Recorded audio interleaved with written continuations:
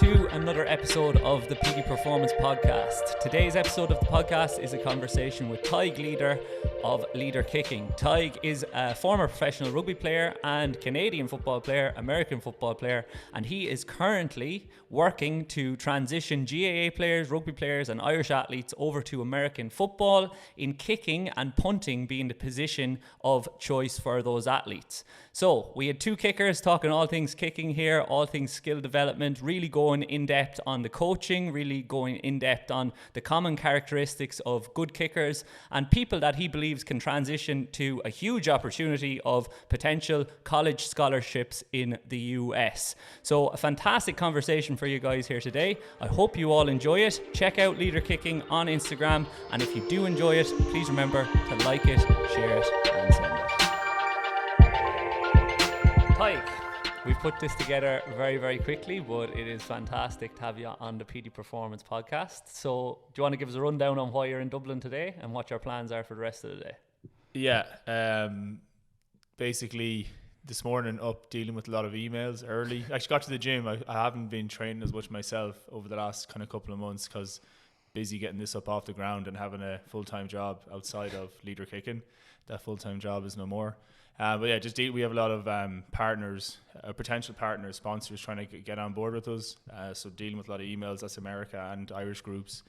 And well, to be honest, going back doing that this evening, there's actually an NFL team. I have a call with them at 3 o'clock today, which is I've been waiting for a while. Not for me to go play, but for what we're doing in Ireland. I wish my boat sailed, the ship sailed, and yeah, that's most of the day. And then taking my girlfriend out for dinner because I missed her anniversary. So that's my Friday.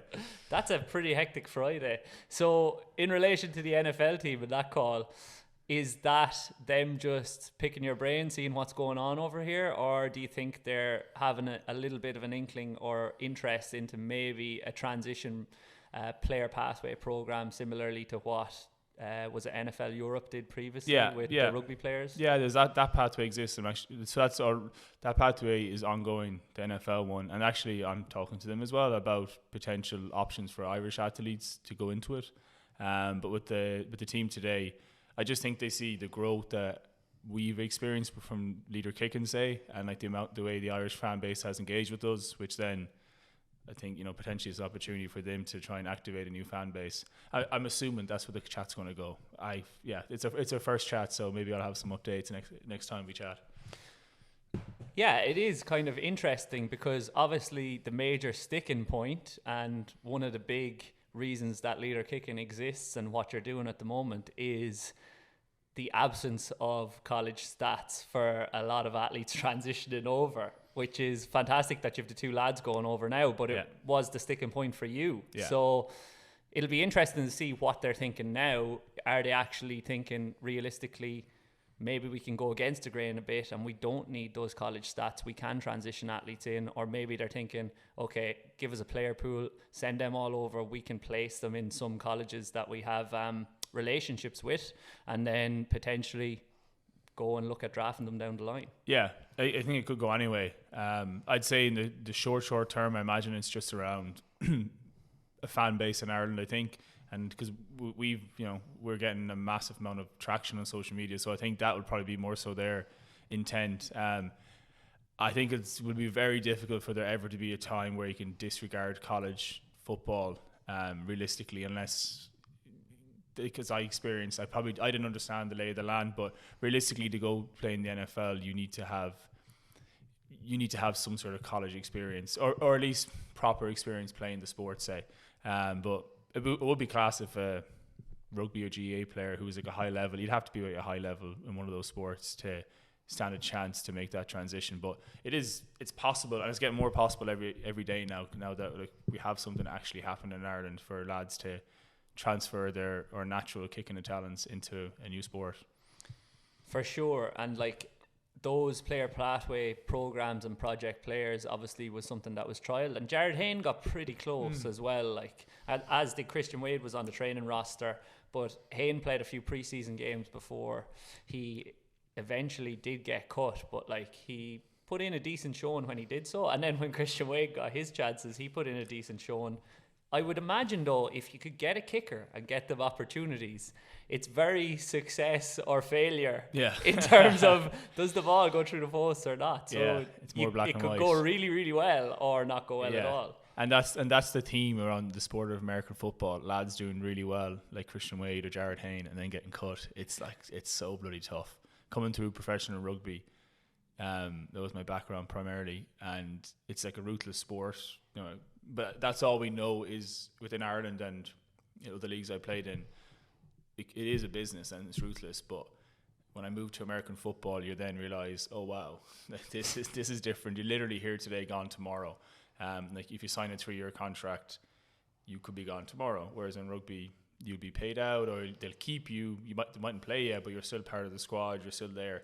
They can't just say, "Hey, here's your flight ticket." And like as I experienced, so it's gas how that works. But that's just like the American or North American, their kind of sporting culture. It's different. A lot of class opportunities within it, but it was kind of part of the learning process that I went through, and then now I'm hoping the fact I went through it that I can help the lads I'm working with, navigate it, because it's not straightforward. We spoke about this actually last week or 2 weeks ago as well, and it's because sure there are a load of opportunities in American sport, but they also have a load of opportunities as franchises to bring in players, and if they're keeping you on the roster, they're almost seeing it at an opportunity cost of getting somebody else in if you're not performing. So I was told so the NFL is the ultimate, CFL is the next biggest league. So I was there last year, and in training camp we're literally told, like, you guys are here, you're in the seat right now, but our scouts are actively looking to replace you. And I remember being like, God, this is day one. Like, I haven't even kicked a ball yet. So like, they had, like, it was mad just that, like, AKA perform, otherwise you're gone, which is the case. So yeah, but that was things like that were just mad that, like, they actively said, like, we're trying to find someone better always. So, like, obviously it's seen as a motivating factor to keep performing to a high level. But I don't know. I don't really think we'd hear that much this side of the Atlantic. We don't have the same amount of players. Even in rugby, like, it's probably third, fourth most played game and gets the most eyes as well. Well, second most eyes. But how many rugby players are there even in the country? And although we export a lot of rugby players, like, if you compare how many players are playing GAA to rugby, it's stark. Like, yeah, GAA is unbelievable. The amount of players and talent that's out there, and that's something that I'm learning about. I love growing up hurling Gaelic football in my sports. Rugby was third. I just kind of ended up going that route, but I'm loving now being home and, like, coaching loads of lads, Gaelic footballers. Actually, yesterday I was coaching a Dublin minor in hurling. So all different types of sports backgrounds coming, so I'm really enjoying getting back into, like, what was my bread and butter for the first 18 years of my life, say. Can you notice the different characteristics of, say, the people that are trying, or the athletes that are trying the sport, from a GAA perspective versus rugby perspective in terms of the kicking style, or is it kind of similar? Rugby's way more manufactured, and, like, we say about American kickers, they're really robotic, which is true, because you have a very specific swing pattern that they want you to achieve. And in rugby now, that's starting to come in a little bit as well, where it's it's a bit more prescribed. There's less kind of personal flavour to your swing. So the GAA lads they're not as much. No, they're a lot more just a natural, organic like we just like swing. They just kick it. They just kick it, yeah. And I ask lads questions. They don't really, ask them a question around their plant foot or their toe or their kind of different angles, and there isn't really an answer, which is fine because they just kick it. Whereas I think in rugby now it's definitely, and I think there's loads of different resources out there online that lads go to learn, which is good, but some of those are very strict and rigid, and they don't apply to everyone. That's what I'm learning. Like, a non-negotiable when it comes to kicking, and I love it, passionate about it. Like, a non-negotiable is we say foot to ball contact. When your foot hits the ball, what's your angle of your foot like? Where are you contacting the ball? That's critical. But so many coaches spend so much time talking about your approach and your exit and your height, your head, your hips, your shoulders, everything, which have a role. But at the end of the day, if your foot to ball isn't right, the rest is absolutely irrelevant. But that's ignored surprising amount. So that's something I learned when I started working with all these NFL coaches. training camps or just in free agent camps where I got to meet these people and I realized like, oh wow, like how we ignore the most critical component of the kick. So anyway, I think it's good to learn and get coaching, but people have their own personal, within reason, there's certain non-negotiables, and the non-negotiable is your foot to ball contact. What's that look like? So if that's like hitting a driver or a golf shot, if the club face is skewed, the shot's skewed. But it was a Jim Furyk, whatever, like loads of golfers have a different backswing, but just once we're getting into the contact zone, then there's non-negotiables. Outside of that, there's a bit more scope for kind of what works for you. So anyway, that's kind of how I look at kicking. I'm not one of those coaches that says there's only one way to do it, because it's not. And I think what I learned with some of the rugby kickers now I'm seeing is it seems a lot of them are kicking the exact same way. And I don't know, I did a session with John Cooney, he's up in Ulster, and he was saying the same thing, that he finds that like he likes to kick a soccer ball and just mess around with the soccer ball, and in American football just go kicking a ball, keep that natural feel, that natural touch, which you don't want to coach out of lads. You do not want to that's an asset.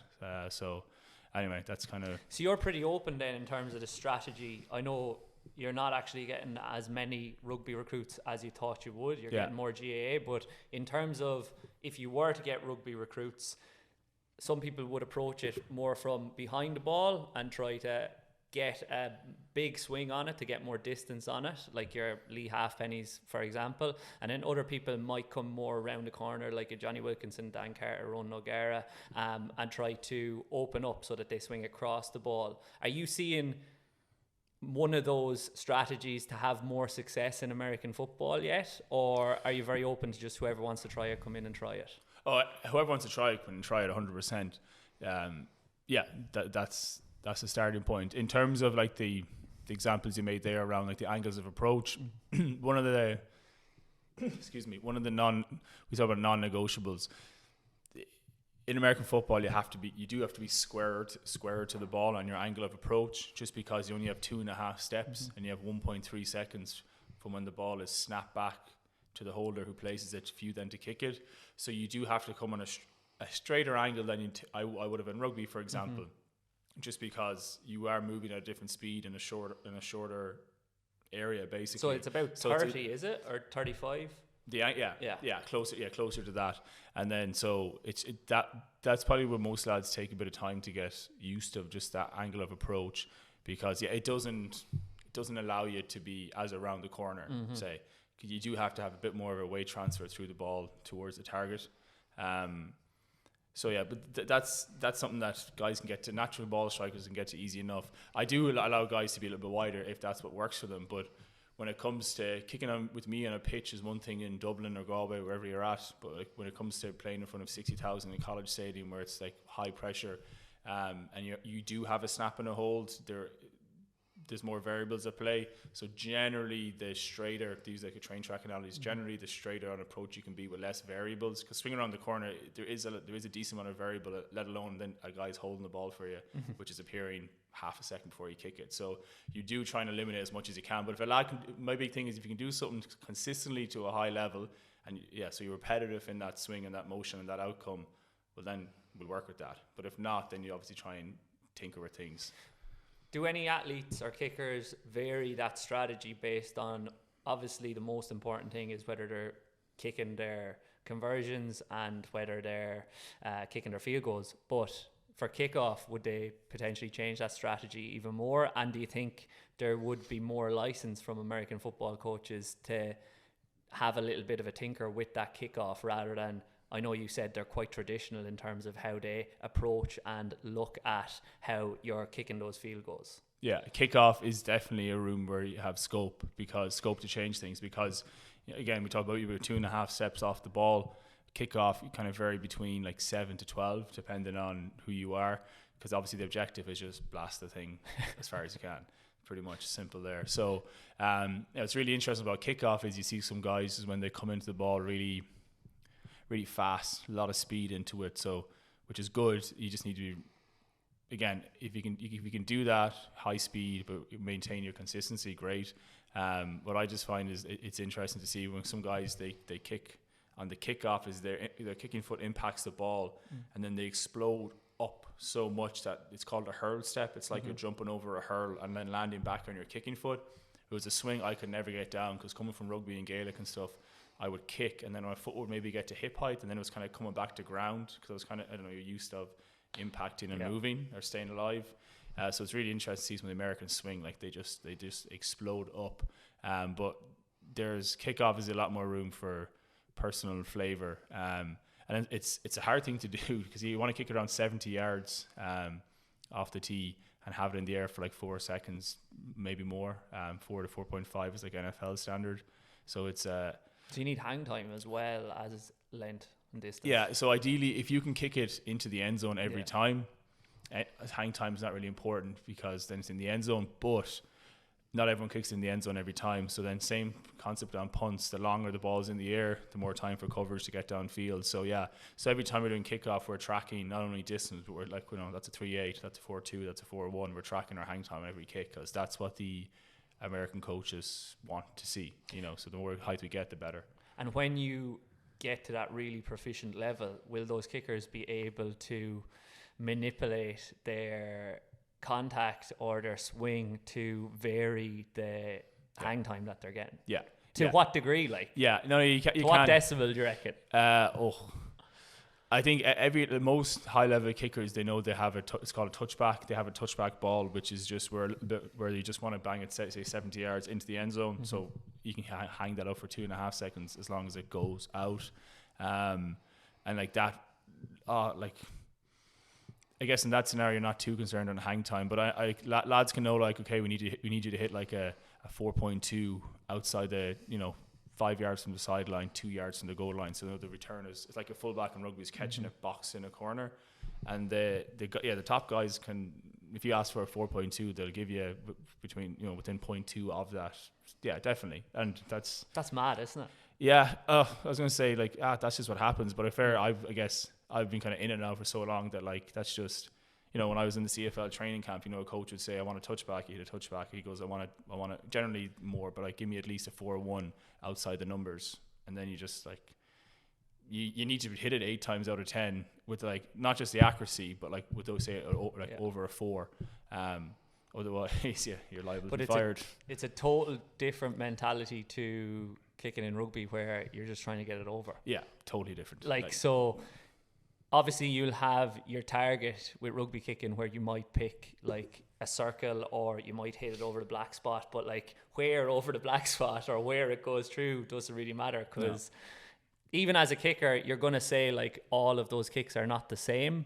You're not going to be happy with every ball that goes over the bar, and you're not going to be disappointed with every ball that doesn't go over the bar. But at the same time, it's still 3 points. And that's what they'll always say. Even if it comes off your foot wrong or a dodgy way and it skews over, then it's still 3 points, so it still counts. Whereas it's actually the process of how the ball travels that's more important in American football by the sounds of things. To get into a team, to get into a team, they're judging your foot to ball, your height, so how quickly you get out of elevation. They're then judging rotation, so how cleanly is that ball rotating, because basically you have your clean or an X, and then obviously where in this post you're scoring, and then are you scoring. So that's training camp. That's to get signed. That's workouts. That's combines. That's what they're looking at. So like I had a day where maybe went 4 to 5, say in training camp, but 2 of them are X balls. So X just meaning instead of flying a clean rotation, it was a little bit Xy, and ball went over, but that's marked down as an X ball. It's good, but it's an X ball. So that they're touting that. But once you're in game and you're playing, no one then cares. Once you have the job, it's to your point, did you score or not? So the standards to get in, and same for like the lads that got signed to college, the standards to get into a team or college or pro team are really high. But once you're playing, it's just all the managers your stats. So it's odd. I found that really strange. Like they ask you for these mad metrics, mad expectations, really high. But then when it comes to playing, it totally changes, and like they don't care if the ball hops off your toe a little bit, you hit a little bit low, and it rotates a little bit fast. No one's calling you out on that. They're just saying it's good, you're happy, you can breathe a sigh of relief and drink your water. So yeah, it's almost like two different disciplines to get in and get signed and keep it, versus when you're in, then the expectation is almost lower in terms of the quality of your strike, but then your stats, obviously, what you live and die by. But it kind of is a similar thing in rugby as well, isn't it? In that, like, and in Gaelic football too, in that for the casual fan, if Johnny Sexton misses a couple of kicks, Sexton did not kick well yesterday. And if you're looking at that, you're like, well, he missed a couple of kicks, but he did kick well. Like, they were good strikes. Whereas if they all went over, but a couple of them were like loopy and he came off his foot, as a goal kicker, you'd be saying, geez, he didn't kick well there. Yeah. But that's to the level of understanding, I suppose, of the coach. And that's what you're doing day in, day out. So we had Peter Breen on of Rugby Bricks, and he gave us his 10 pillars for goal kicking. And that's a lot. And you mentioned there, like, 5 kind of metrics that they're looking at for American football in terms of your KPIs for success. Do you have your own personal KPIs when you're looking at potential recruits for leader kicking? What stands out, pretty much what I'm looking to see is really the how clean their contact is. So like how nice the ball is rotating. That's something that sticks out really quickly. And the elevation, it's like how quickly is the ball going up, because it's no good. Some rugby guys, they're very over the ball and they hit it straight, but like it's much more of a driven kick and a snappy impact. So for American football, you have, say, depending on how good your blocking is, you might have 8, 7, 6 yards to get it up over a lad who's 6'5" and is an absolute athlete. He wants to kill you. Yeah, so like, because they always put one of the most athletic, tall guys, back, and his job is to like take 2-3 steps and then get a hand up. So it's never nice. It's happened to me where you hear the thud of the ball and then a thud of a lad's hand. You're like, that's not going over. But anyways, for me, they're the things that stick out instantly. But then going back to actually kicking, the actual mechanic side of it, for me, it just comes back to kind of like, I look mostly, assuming they're operating within 2.5 yards, is like I freeze frame on just a plant pre-impact and just kind of seen as a plant foot relatively aligned, not exactly aligned. It's not the same for everyone. The best NFL kicker is a guy called Justin Tucker, and he does not kick like a lot of kicking coaches say you must kick. He's the best of all, probably the best of all time, definitely the best that's currently in the game. So as I said, there's a lot of scope for your personal thing. But for me, it's kind of, I freeze frame on just pre-impact, and looking at plant foot and body height, but people's body height do vary a little bit. I'm just looking, is there a really big obvious deficiency somewhere, where someone could be far too cramped over, or the plant foot could be far too close to the ball, so they have to then lean big time to allow that pendulum to happen. Yeah, so within reason, I'd look at that. And then I always freeze frame on the foot just before it contacts the ball. Are they flat? Is it, if it's a flat foot like you're passing a soccer ball, that's really weak, and that's really, you're recruiting your groin, so it's not going to work. So I'm just trying to see what that foot to ball contact looks like. That's the most important thing. And then ideally you have a decent extension after the kick where your kicking foot kind of comes up to hip height and you skip through the kick. Some rugby guys, Gaelic football guys, we kind of roll our plant foot. So we kind of we roll off our plant foot a little bit. I don't mind that too much if the outcome is, the height is there, trajectory is there, or the trajectory, the rotation and the outcome is there. I don't mind that, but a lot of American coaches hate it. I did it myself a little bit, and I learned that I remember saying, like, the ball's flying high and over, but so does it matter if I kind of roll my plant foot versus skip? It did to them. So why does it to them? Just because it's different? Why does it matter? Yeah, I think it just went to this coaching session in Arizona with this like renowned kicking coach, and first shot, he put me back at 50 yards, just goes, give it a kick, banged it, because he's really important. So I was like very ready for the session, because if you do well for him, he then like name drops you to other special teams coaches in the league. So I banged it over, and like just first ball, getting out of the way, and it was clean. So I was like, oh great. And then he just literally goes to me in the back arse of Arizona. He goes, well, you can kick this kick the shit out of it, but no one's gonna like how you do it. And then I was like, what you mean? He goes, well, you rolled your ankle. And I was like, yeah, fair, but like outcome. And he's just like, no one's gonna do that. So I spent the next maybe 6-8 weeks trying to transition into more of a skip kicker. So on my plant foot, I was more of just a roll out and skip out my plant foot. I found it really hard. I know it sounds really small. You were 28 as well, 29, yeah, 29. Found it really hard to get that skip. And I spent around 6 weeks trying to do it, and my kicking disintegrated. Like I forgot how to kick a ball. It was a really small thing. So I guess as well, I hate coaches that just say something for the sake of feeling they need to say something. Hate it, because I've experienced it. I'm young enough that I've been through it all. I've experienced it recently, and there's nothing worse than standing over a ball thinking about 20 different things, or thinking about more than 3 things. We might get into it, but I think when it comes to actually playing, I think only two things. But yeah, I learned that a coach making a comment, something that didn't really dictate the outcome at all, because I could perform it consistently to a high level. So I spent my 6 weeks, and another coach, his name's John Carney, he's in the NFL for 24 years, the 5th or 3rd top point scorer of all time. John was like, Tadhg, you kicked to a really high level. No special teams coach is going to care in a game if you do that.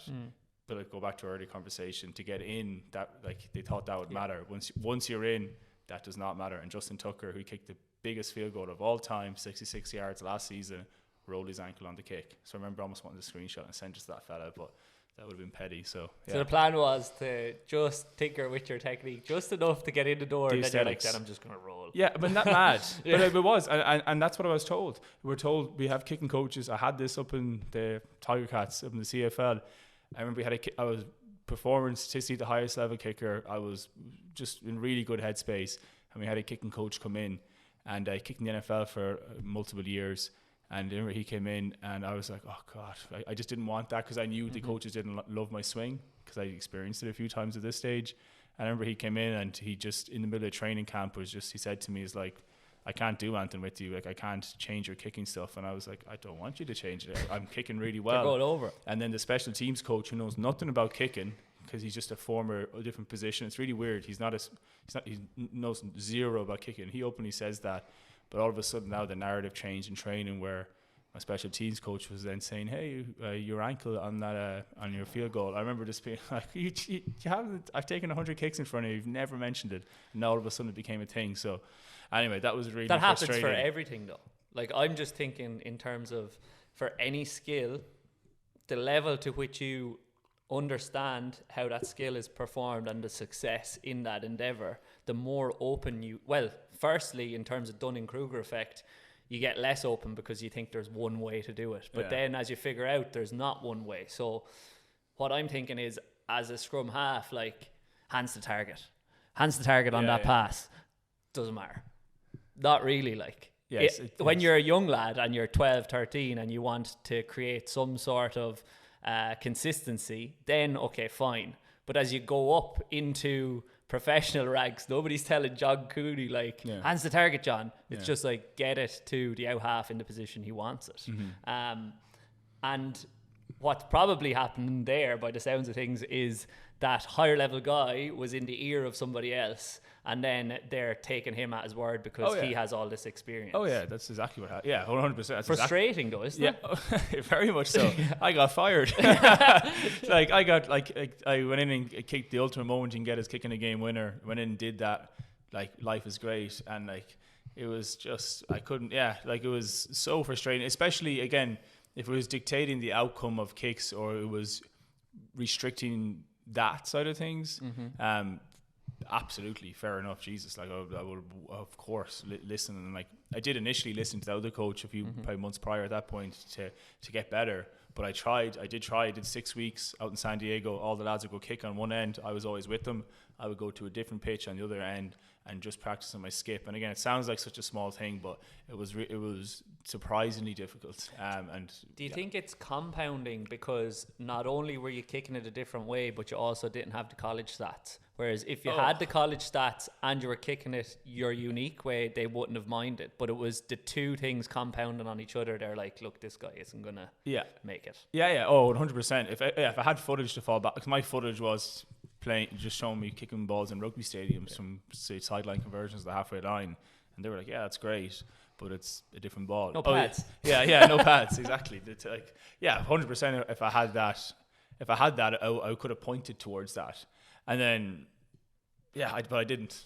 So I didn't have it. So I had to, just try and figure it out. So but at the time, Jesus, it was massively frustrating, especially when the ball was going high and over. Yeah, which is the job. So is this kind of one of the reasons that you've decided that, right, I've got to make leader kicking an extremely efficient and effective business, and in order to do that, I've got to get recruits into college first, because that's the only way that we're going to get them probably not the only way, but it's the most likely way we're going to create a pathway. And then out of those recruits, to talk about what we touched on earlier in terms of that ball contact and what you're looking for. Are those the similar correlations between those successful or semi-successful recruits so far? Yeah, so the first bit, 100%, I figured out pretty quickly, because I kept coming up against that when I was talking to NFL scouts. They were like, because at this point I was training, so I was sending them training tape, where I was kicking with other NFL kickers, some active, some released, but they've since gone on to be active. So I was hitting comparable and sometimes winning those competitions, and they were like, "Hey, look, this is great." And the fact I was Irish and stuff, they liked that too. This is great. It was like, "Oh, I'm going to push it on to the special teams coordinator. Love your stuff. Can you just also send us your college stats?" And I was like, "Oh, well, actually, I don't have those." I was playing professional rugby, and then there was like, "Oh," what? And then I had a talk with one scout, who was like, "Hey man, love your stuff, but I just moved here, or maybe it's there a month. My family is coming. They hadn't come yet. If I bring you into camp and it doesn't pan out, or if I vouch for you and it doesn't pan out, like, I will also be fired. Not only be fired." So I remember that was one of my first kind of like, oh wow, this is a different business. But what I did learn through all of that is you need to go to college. And then also having kicked with loads of guys who went, well, not loads, every single one of them was a former college footballer. I got to learn more about like what the college American football experience is, and I was like, wow, this sounds class. Like this, yeah, like if we can access that would be unreal. And then you have the stats, which is that's the same. Ross is going to Idaho, and we had like the multiple different scholarship options. But why did we choose Idaho? Multiple reasons, but a big reason was Idaho. Good people, good program, but assuming all things being equal, they play at altitude, so the ball's going to go further. They play indoors, so ideally it's less, it's indoors, obvious. Well, that'll help kickers. Why do we choose that? So he has college stats. There's less variables indoors. So his stats in theory will be higher. So then when NFL scouts or CFL scouts look at him, the stats is where they go. They don't then judge, was it an X ball or did it come off your toe? At that point, they just judge the cold hard numbers. His numbers should be higher. So yeah, stats is everything. That's what I learned through my journey, is if you can get guys into college.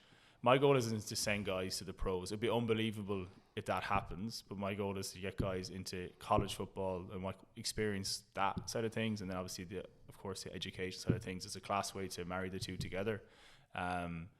And then, sorry, the second part of that question was in terms of the lads that you have sent over and the lads that have been semi-successful or successful so far. Have they all got that ball strike down? Have they all got those similar characteristics that you look at? Every good kicker, as I said, is that foot to ball. And same with every good kicker, that's the Irish guys that I'm working with that are good. And then I'm comparing to the NFL guys, you freeze frame just as your foot is contacting the ball, you should be seeing something that looks very similar. No one has an open club face. Mm-hmm. No one's doing that. Everyone has their foot rolled over or exposing the right part of a foot to the ball.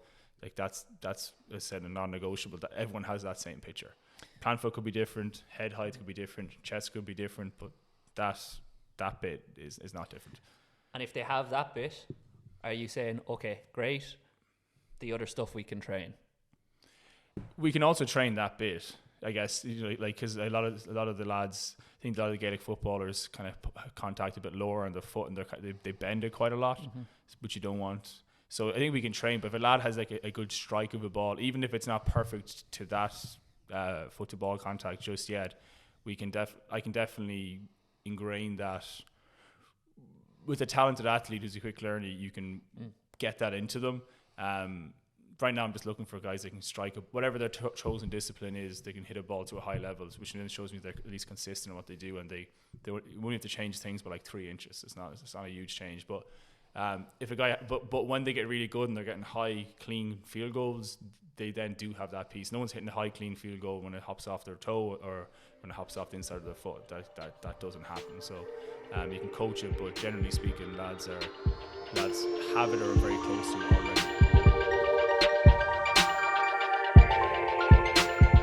I'm interrupting this podcast to let you guys know that I have 3 spots available for coaching in July. This is for online coaching in the PD Performance Premium Pack or hybrid coaching if you would like more in-person coaching. I've been doing a lot of work with people in person in regards to return to play, development of speed and change of direction. So if you would like to grab one of those spaces, make sure to drop me a DM with the word coach immediately. These spaces will potentially go quite quickly, and then I will start getting people into the program for August. So do not wait. I don't want you to miss out. Now, back to the podcast. When you're coaching them on that then, or on anything else, in your coaching, are you using both external and internal cues with the athletes? And then how heavily you weigh on either side of that, does that depend on the athlete and on the endeavour as well? Because you're not only, I know we're talking a lot about the goal kicking, but you're coaching punters as well. Yeah. What I've learned is, I guess to one of my earlier points is like, you can give a guy like 2 or 3 swing thoughts, or swing thoughts being, just like coaching cues that, they're thinking about on a punt. A spiral is pretty technical. So there's multiple things you can look at. Is it much different to a spiral in rugby? Yeah. Very different. Very, very different. Ball's smaller. Same on field goal. Ball's smaller. Sweet spot's smaller. Margin for error is much higher. So both the drop and the strike are completely different. Yeah. The drop, how you hold the ball, totally different. Where you drop it in rugby, for example, a spiral, you kind of midline it a little bit, meaning it's kind of on your right hip, if you're right footer / like belly button type, and we impact across it a little bit, so our foot's coming across the body way more. With this, we're dropping a bit outside of the right hip because we want to get our swing much more square and high, so our foot's kind of finishing left shoulder, left eye. Whereas in rugby, a spiral, my foot be finishing like outside my body, and it wouldn't be going to wouldn't go near my shoulder. Are any of them able to do that yet? That's not to that degree yet. No. Some of the Gaelic football, there's that clip of David Clifford. You know, the one where he's hitting a free or something, or in Gaelic football where he has his kicking foot extended, unbelievable. And I saw a clip of Conor Myler. He had one recently. He was doing a photo shoot, but still, I was chatting to him and he sent it to me, and it was funny because that thing. But it's not a normal swing for lads. So I'd say no. But what I'm looking at is kind of like, we can definitely coach that. And it takes a lot of time, and as I went through, it takes a lot of time to get that swing pattern squared up a bit. But when you do get it, it's obviously, if we can be squarer in our ball contact and our foot's like more vertical, that it is a more powerful kick, because a lot of guys, they come to me and they hit a spiral, for example, a rugby player, they hit a spiral, but they hit it like rugby, and it's in the air for like 3 seconds. It's a very inefficient, weak kind of kick. They might get this, they're like, oh, I spiraled it. I'm like, yeah, you spiraled it, but you just cut the ball. You just ripped across it versus rip up and through it. Because it's the nature of the rugby ball that makes a spiral go further in rugby, not kind of the strike, but it's because of the path that it takes. Yeah, and I think it's in rugby though, we just swing across it a lot more. Spiraling's been coached out. Once, remember, I went into the Connacht Academy at 18, 19, spiraling was not coached at all, and it was I spiraled a little bit up to that through schoolboy rugby, and spiraling was gone. It was end over end, higher level accuracy, consistency. Yeah, so it was taken out of the game. Now it's spiral bomb is back. That's cool, which is cool to see, and that's more of a square high swing. That would be an example of a closer to American football punt. Okay, that would be actually a good example of that.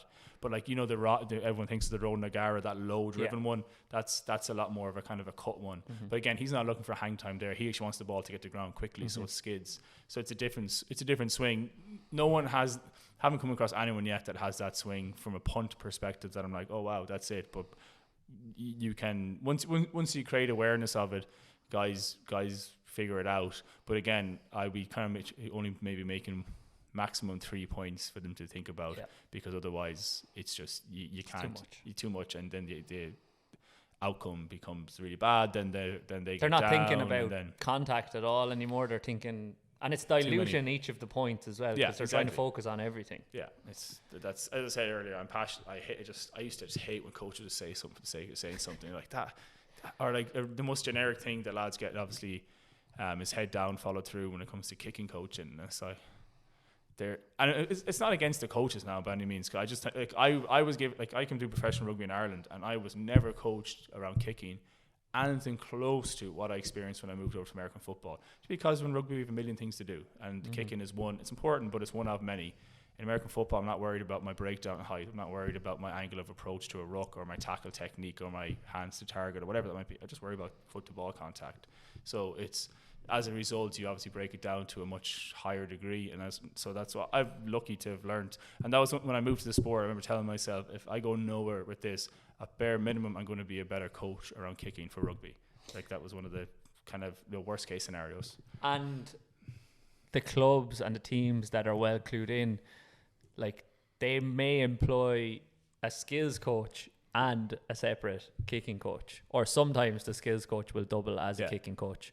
But like, it's probably changed a little bit in that more teams are doing it. Like, even at Leinster schools level, there are a few teams that would have a kicking coach nowadays. But it's, as you said, for the majority, it's not coached at all. Whereas I would imagine every single NFL, American football, college, CFL team will have somebody that specialises in kicking. Would that be fair to say? They all don't employ a guy in the staff, but every kicker has their caddy or their coach. Oh, okay. Yeah, so every kicker has the guy they go to work with. And the NFL and CFL teams, they typically, because most of your learning is done in the off season and you're tinkering because you're not in game. But once you get in season, it's just about, as I said, having two thoughts in your head and just go and execute. And they're not technical. They're just more performance-based self-talk. So most guys, they have. It's like a golf caddy. You have your own caddy that you work with. Some teams bring in a coach, which I experienced actually, as we mentioned earlier.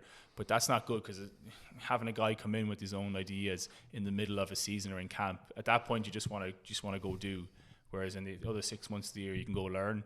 So that's typically how it works.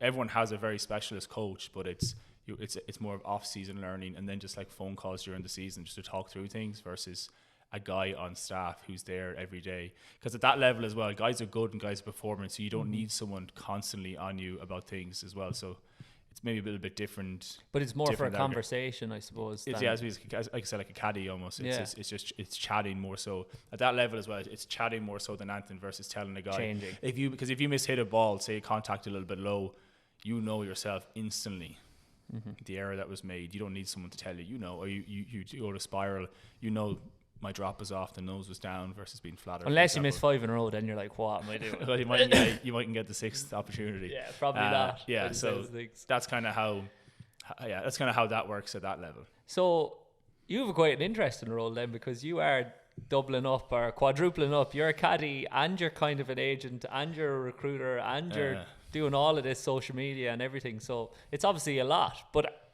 to put your caddy hat on first, when you have those initial conversations with the athletes, what questions are you asking them, and what characteristics from a psychological or a personal perspective are you looking for, if anything? Yeah, I think primarily you're just trying to gauge how open-minded a person is, and like how that can be a big indicator then, like, of how realistic this journey will be.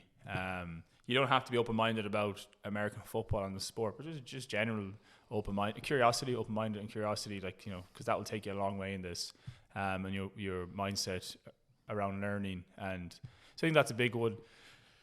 I've come across a few lads who think they're class.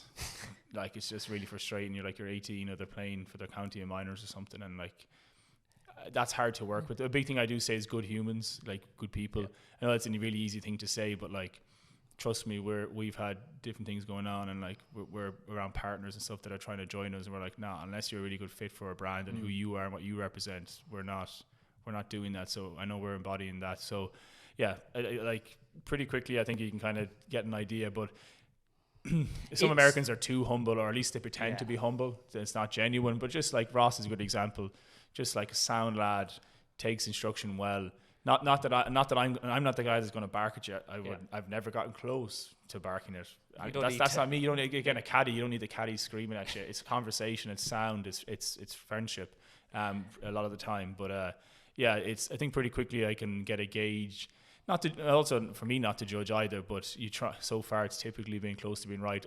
There's nothing worse than a lad coming in that thinks they know everything, Yeah. and then thinks they deserve everything, and it's like, wait a second, it's like, relax. But like, what I was going to say in terms of a common characteristic of a kicker is to have confidence in yourself. Yeah. So it's okay as an athlete and as a kicker to have confidence in yourself, but to know that you're still capable of getting better, and the only way you can get better is through feedback. Yeah. And taking on feedback, constructive and feedback. implementing it. Yeah. And the big thing is for me, because like for like the lads I'm working with, I want you to be absolute best you can be. So you go perform, have a class experience, but then you're going to leave a really good impression on your university and all the universities you play against for the next Irish lad to come through. So like it's very important. I find most of the kickers I've worked with that have been really good, I would say almost no one's coming to mind that doesn't buck this trend, but there has to be a few. I would say 90% have a really good like assuredness, quiet self-confidence about themselves, not external, not a very loud, and that's okay if you are, but just as it turns out most of them actually are not.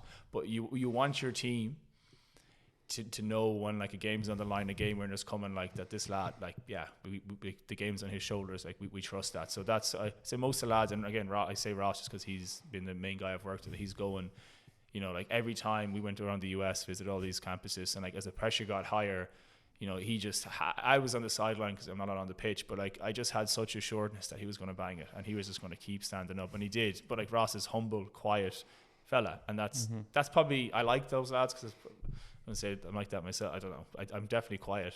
I'd like to say I'm humble, but it's lads that are generally of that demeanor.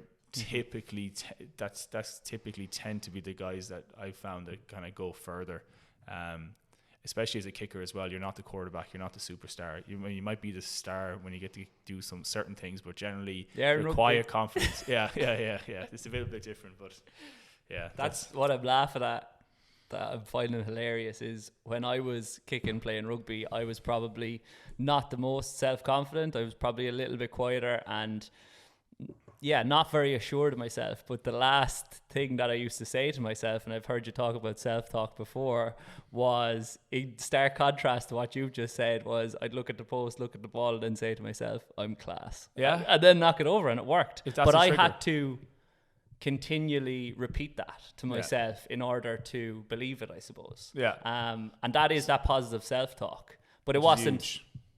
It wasn't innate, is what I'm saying. Yeah. It was something that I had to work on. But almost then make yourself believe it by through repetition. Probably. Exactly. Yeah. No, and I think that's absolutely, like, if that's. So I've become so big on self-talk and the power of it. I didn't understand it. Didn't really utilize it ever. I didn't utilize it. I thought I was doing it in rugby through my career and stuff, but only when I moved to American football, because it's a really pressurized position. And can be quite lonely, and again, the golfer analogy, like it's just you. The game stops, and everyone watches you to go out perform a shot. That you do have to be very confident in your abilities to do so. And self-talk was a big help there. But anything that gets you in the state of mind that allows you to just go perform. And for me, a big thing is like, you obviously want to achieve whatever it is, aka kick the ball over. But my big thing was, if I know I attacked every moment with went after the kick, didn't shirk it. In rugby, looking back, I was like a lot of time I wasn't that confident in myself. I wasn't, even though I was always a kicker and stuff, and I did well, but I did not have the same kind of belief in myself as back then as I do now. And that was just through my own kind of journey of discovery. And I was going to say I wish I did, but like that's part of life. You figure things out, you learn. And now, thankfully, I'm in a position where I'm working with lads to help them figure it out. But no, I'm a huge advocate, and like I would talk to Ross about it a little bit, but lads at the beginning, not too much. I'm just trying to let them kick and enjoy it. That's really important, that they just have a bit of crack with it and are happy kicking. But the more serious we get, you do try and give them anchors and triggers that they can, say when things are going crazy around you, there's lads 8 yards away screaming for you to miss, there's all the sirens going off in the stands, like there is like an inner peace, or almost like where you can just connect to like your process and then just go after it. So that's something I experienced, so I'm trying to help lads connect to that as best they can. And that's open-minded though as well. Lads aren't open-minded and stuff and find that harder than might think, or like, so I think that goes back to that side and curiosity to get better again. But then why we are trying to create this confidence or assimilate this confidence or learn it is because we want to bang it over at the opportunities that are given, and we want to bang it over under pressure. And you've said there that you have full confidence every time that Ross is under pressure, he will bang it. So how are you artificially creating that pressure for him when you're training and when you're preparing? Or can you? No, it's not easy. It's not easy, but for example, so what's really important is we to get coaches interested, you have to send them rolling tape. So what that means, so basically everyone can get a tape of them. Everyone can send a clip of a one-off 10-second clip if you're banging a field goal. That's, no one really cares about that. It's about sending them 3 minutes of footage of you just zigzagging your back, increasing your distance where you're nailing every kick, high, clean, good rotation. So little things like, say we do an 8-kick set, we get back to the 8th, so we're lining up for the 8th kick, and I'd be like, wow, Ross, you bang this over and this tape's going to go all over the college coaches around America. It's going to be unreal. You miss, you've just wasted a huge opportunity. Like, what are you going to do here? But I'd be saying that on camera so the coach can hear it as well, whatever. And literally every time he scored the kick. So that would just be a way, because I don't know with other lads, and unfortunately they missed, and unfortunately then you're like, all right, we've got to try to do that again, and some days you don't get it. But yeah, like he I know from asking him after, like, how did you feel? He's like, I definitely felt that there was something there, but then the big thing we try and frame it as is like, well, there's an opportunity to bang the 8th kick and actually get that class kick, and then I actually send it all to coaches. So that's what we try and frame it. But that's what he's focusing on. He's not thinking too much about if I miss it. That's probably why he's successful. He's like, this is an opportunity rather than this is an opportunity that I could lose. Yeah, and that was the biggest learning when we talk about kind of the journey. That was my biggest revelation personally, was framing everything as an opportunity to go well, or like running out to take a game-winning kick and being like, oh God, it can be a little bit scary. What if I miss? Everyone is going to hate me, blah blah, whatever. But like, that's just, you know what I mean? Like it's difficult. It's very vulnerable. So that was one of the things I talked to the lads about, is like, whenever entering a vulnerable situation, which a kicking can be quite isolating and lonely. It means though there's a huge opportunity attached to it, and like we need to just recognize that for how class it can be. And every time it's not going to work, and if it doesn't, you just have to have the mindset to be like, there's going to be another one, and like you need to keep that optimism and trust in yourself. But that's kind of how we talk a lot of. And then a good thing about what we do now is that as a kicker, you go kick, you sit down after. As a punter, you punt and you sit down after. You have loads of time for like reflection and learning. So what I did when I moved to American football is I always had my game day notes, which every athlete pretty much probably has, or most have. But the beauty of this sport is like I could sit down and read it throughout the game, so I could keep going back to things and like keep reading my triggers. And after I performed any skill, or I got on the pitch to kick or punt, I would then write down, how was I feeling, what was I telling myself, and like how did that go? And like, as I said, the big thing where I those 3 questions. It wasn't structured always to that, but it's generally kind of what it kind of came down to. Yeah. And if it went well, great. If it didn't, I learned as well to talk to myself as if I was coaching myself. So, because if I'm coaching someone, I very much just kind of like, well, like what happened, trying to decipher what went wrong, and then quickly let's get on to the next piece. And it's usually positive and it's optimistic. It's not, if you idiot or whatever, like you blew that. So it's not like when you're on the golf course. Yeah. It helped me a lot, just like talking to myself. So then I'd write that down quickly, and I'd read it as like the coach, not me being emotional in that way, or like getting on myself too much. I just found it just made me so much freer. And my big thing was, as long as I said earlier, attacked every moment with like real, genuine, like I'm going after this, I'm not shirking it, I'm not playing it safe, I'm not here to play it safe. If I go out in a ball of flames, at least I can be happy knowing like I went after it with a real positive kind of outlook. And so that was something that I tried to instill in myself, that meant I could sleep easy at night. Or even the time I got released, I was like, I wasn't happy, but it was like, I'm very comfortable with like how I conducted myself and how I performed. Whereas in rugby, looking back on it, a lot of things that I can't say I would have played it safe. Actually, I definitely, especially when I went through Connacht, when I was going through the academy and through the first team stuff, I played not to mess up versus playing to thrive and perform. I was just trying to survive versus thrive, and that's fine. Like I learned from it and went on to have class experiences. So like that's part of my journey. But it was, again, I'm fortunate now that I'm in a position where I can try and help others learn, not necessarily my mistakes, but just learn from my journey and how I can potentially help them on their bit. And that's all the lessons and all that learning and all that development. That's what's led you to this point with leader kicking. So if you were able to say, what do you think success looks for leader kicking in the next few years?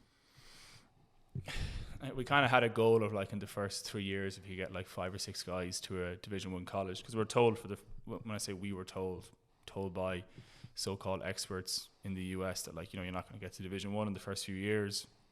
You're going to have to, the guys won't get scholarships. They're just going to, whatever. I remember kind of hearing that, because that's what other people in different countries experience.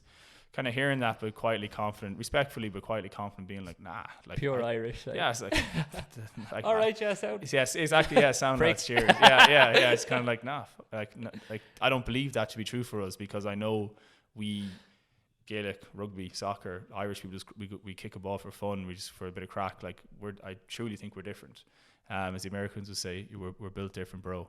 But anyway, so we've obviously broken down all those barriers. Literally, the first 2 guys have gone to D1 colleges off the bat, and we have some major D1 colleges now, like saying, like, who's coming next? What's your, like, what's the projections? Who's out there? So I've kind of said this publicly a few times.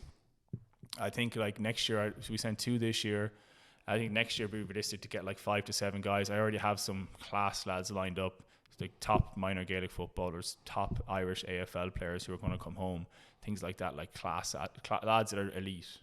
So I think next year I'd hope to find 5 to 7 guys, and thereafter like 10 plus every year for forevermore. I truly think there's going to be 100, like in my lifetime, 200, 300 lads will go do this, and forevermore this is going to be a pathway, like a real. The way the AFL is now, say Irish lads going to the AFL, I think this is definitely going to surpass that. And the good thing about that is, very confident of that, but the good thing about what we're doing is, and the support from like the GEA, rugby communities, things like that has been really strong. People, that's been a question I get asked a lot. How's the reaction been? The good thing is we're not sending lads to go play professionally. We're sending lads who are getting the opportunity to go, you know, study.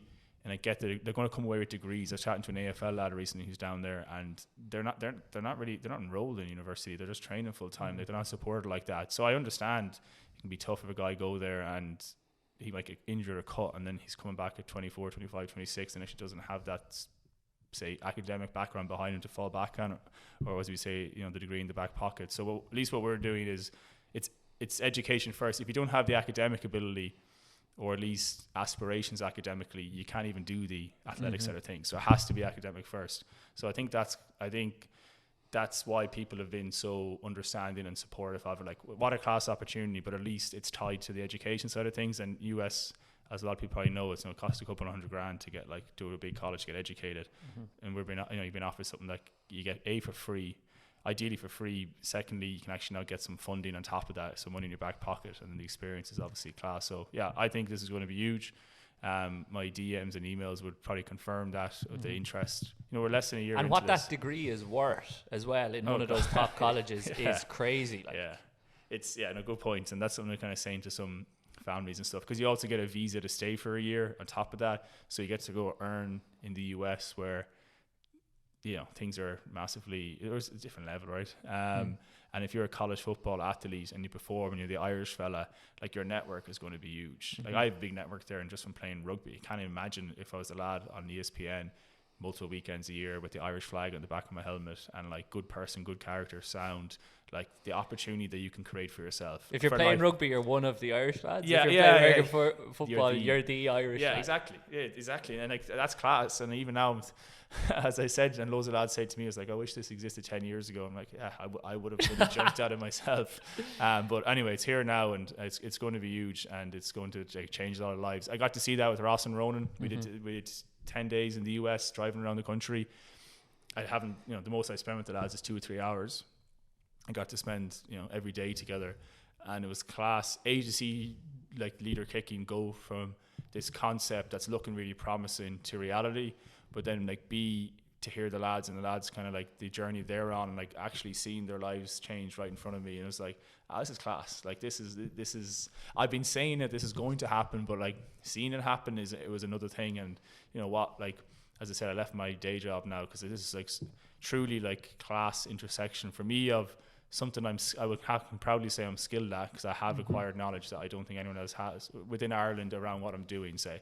And then like passionate, truly, for Santa Claus, I get a kicking tee in the ball. Like that was and the Predators at the time, whatever they were at the beginning, like that was me kicking.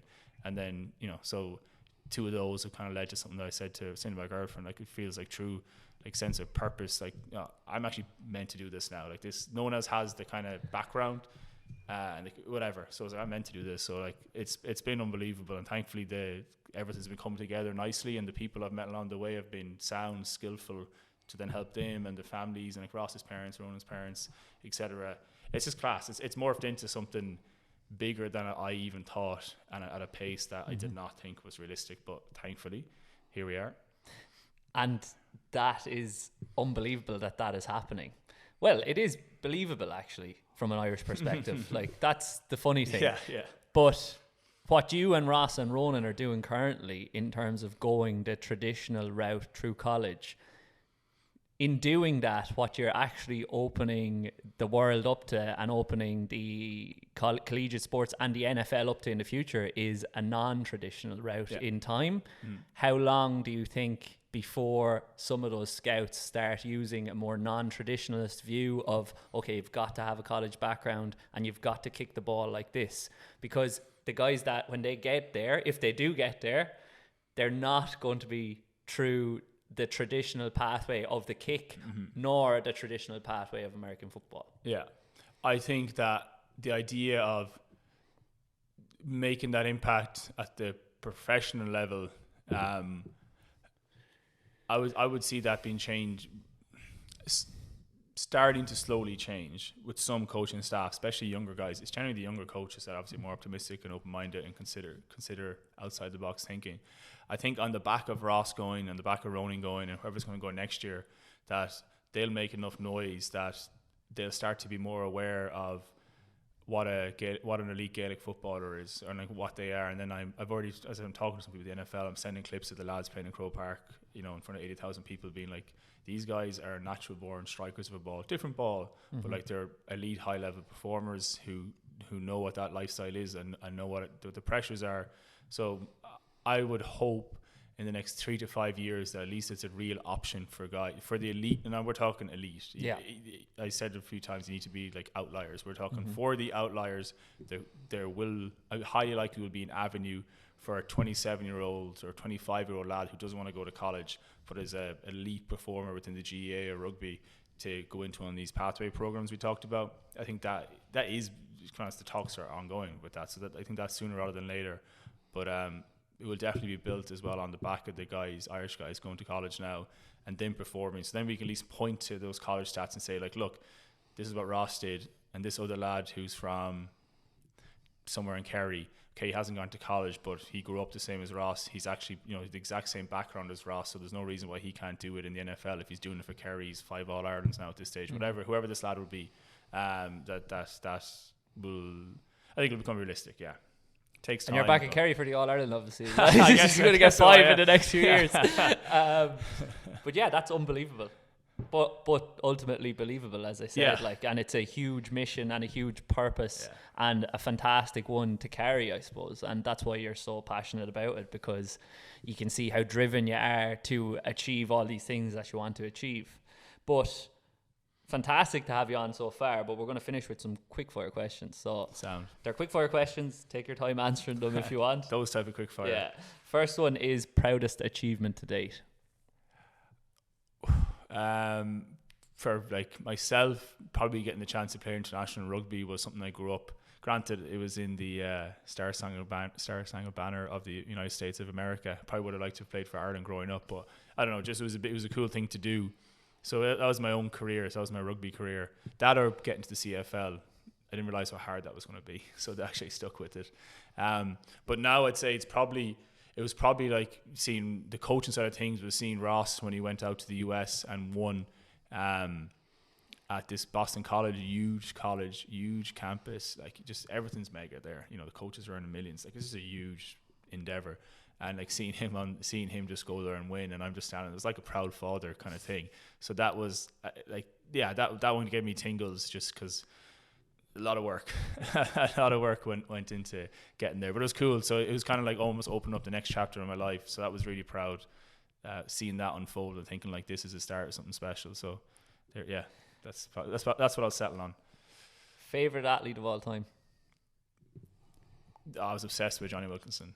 Probably not that surprising, but like I was just obsessed with Johnny Wilkinson from. Still am. Actually dropped him a DM maybe a year ago. He hasn't responded yet.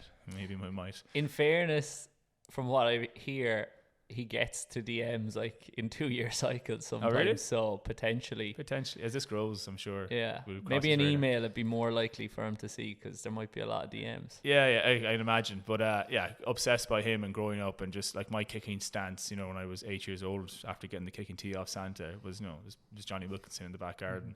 So and then just the more I went through my career, realizing how hard it is to perform at that level, because obviously I can never do that and not many can, but you get an appreciation for like to turn up week in, week out for that many years, deal with all of that comes with it. And obviously he's since spoken a lot about like dealing with those pressures and how he went about them and stuff.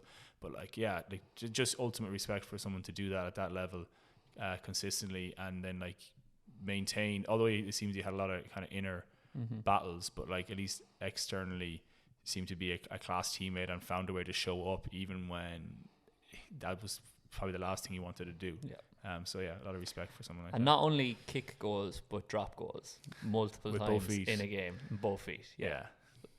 Crazy skill development though. Yeah. I suppose is the aim of the game, and you're learning more about that every day at the moment. So next one is, what's the biggest thing you've learned in the last 12 months? An empty mouth doesn't eat, or you miss 100% of the shots you don't take. That kind of those kind of mindset. Just because getting into this, I realized I have to asking or like pitching leader kicking to brands. As I mentioned, we've a lot of like Delta Airlines plastered across my chest. Like they flew us out first class to the US. Like who would have thought that was possible? And like I had to learn to. I didn't even know Delta did first class. Yeah. You get to turn left now when you jump on. It was nice. But I guess through like establishing the business side of what leader kicking is, I had to learn to just be like comfortable asking for things and being like, hey, listen. And then now it's been easier, because now we're not asking for a favor. We're saying, hey, you should look to work with us because like we're achieving X, Y, and Z. And I guess I should mention, by getting all these, like this idea of asking for things or empty mouth doesn't eat, just like you have to put yourself forward. All of the stuff we're getting is to make sure that the lads that are coming through the program, at least those that I'm going to be actually promoting to the US, is like, I'm saying Ross didn't have to put his hand in his pocket. Like we think we got like 6 flights. We went all over the US. So like the financial burden for all of us doesn't exist and things like that. Because I'm very conscious of if you have the ability to do this, that like this avenue exists in the US and Australia, other countries around the world. It costs a lot of money, whereas I'm avoiding that by just trying to say I've built a brand that I hope partners can come on board to help then fund it, let them be a part of something special, life-changing, and then obviously for the families and the players, it becomes accessible regardless of who you are, what your parents are. I think I'm quite passionate about that, because I learned a lot of coaches. I understand why they do it, but like I just try to come across with a different lens. So I'm very proud to have been able to build it that way as well, and not just charge people a load of money. And so yeah, I'm happy with how I've built that side of it. Last one, what would you tell your 18-year-old self?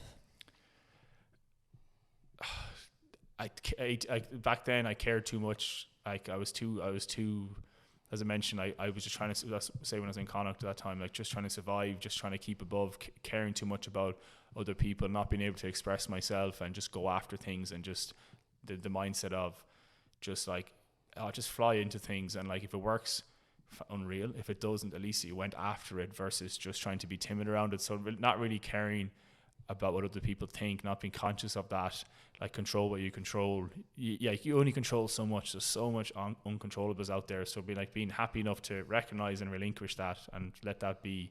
And I think I would have been that would have been easier for me back then because I was very aware of, especially when you get into a professional game, and it's like, oh, I hope I get this and that and whatever's happening, and caring too much about things that I just didn't have a control over. So not caring what other people think, but then also recognizing your controllables. Still something I tell myself every day and write down. It's like, what do you control? Even on my phone here, you see here, if I have things that matter, things that you can control, and then like, what did you focus on? So just trying to like really be really specific around achieving certain things. So I look at that too many times a day.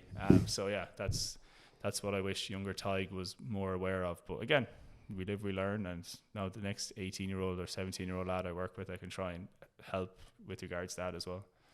Well, there have been a lot of lessons in those 31 years so 31 far. years, 31 years so far, and hopefully many more in the next few years as leader kicking grows and fulfills all the success that we hope it does. So thanks a million for coming on, Tadhg. Sam, man, enjoyed that, and no, fair play to you for being as prepared as you were, and like good questions, and like obviously your background, you get it, which I appreciate. Like, ask more insightful questions. Not that other people don't ask insightful questions, in case anyone's listening, but I like the more performance side of nuance. things. I think it's cool. Yeah, give you nuance. Thanks a million. Sam, man, thank you. Cheers.